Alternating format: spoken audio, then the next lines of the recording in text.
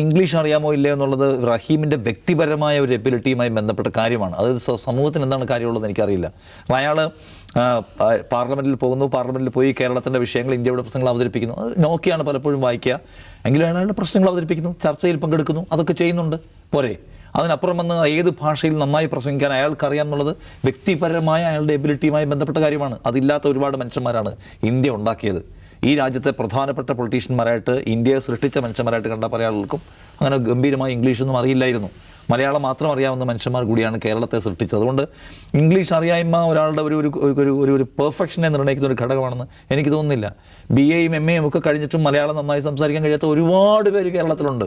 അത് നമ്മുടെ മലയാളം മീഡിയത്തിൻ്റെ പ്രശ്നമാണ്. നമ്മുടെ മലയാളം മീഡിയത്തിൽ 1ാം ക്ലാസ്സിലോ 2ാം ക്ലാസ്സിലോ 10ാം ക്ലാസ്സിലോ എത്തിയാൽ പോലും മര്യാദയ്ക്ക് ഇംഗ്ലീഷ് സംസാരിക്കാൻ പഠിപ്പിക്കുന്നുണ്ടോ?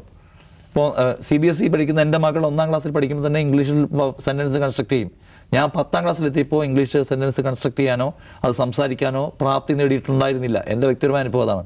ഞാൻ ഡിഗ്രിയും കഴിഞ്ഞ് ജേർണലിസവും എത്രയോ കാലം കഴിഞ്ഞാണ് ഇംഗ്ലീഷിനോട് എൻഗേജ് ചെയ്യാനുള്ള എൻ്റെ കോൺഫിഡൻസ് ഉണ്ടാക്കിയെടുത്തത്. അത് നമ്മുടെ ഈ സമ്പ്രദായത്തിൻ്റെ പ്രശ്നമാണ്.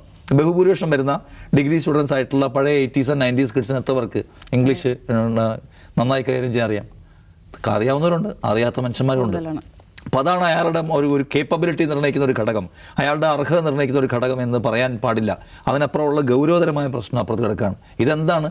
ഈ ഒരു തെരുവിൽ അശരണരായ 180 കുടുംബങ്ങളെ ഒരു ദിവസം സിദ്ധരാമയ്യ സർക്കാരിൻ്റെ ഭരണകൂടത ഭീകരതയ്ക്ക് അവരിരയാക്കപ്പെടുന്നു, അവരെടുത്തെറിയപ്പെടുന്നു. ഒരു ഭരണകൂടം എന്തിൻ്റെ പേര് പറഞ്ഞാലും ഒരു കുടുംബത്തെ വഴിയിലേക്ക് ഇറക്കി വിടുമ്പോൾ ഇന്ന് രാത്രി ആ മനുഷ്യർ എവിടെ അന്തി ഉറങ്ങും എന്ന് ഉറപ്പാക്കാനുള്ള ബാധ്യത ഒരു ഭരണകൂടത്തിനുണ്ട്.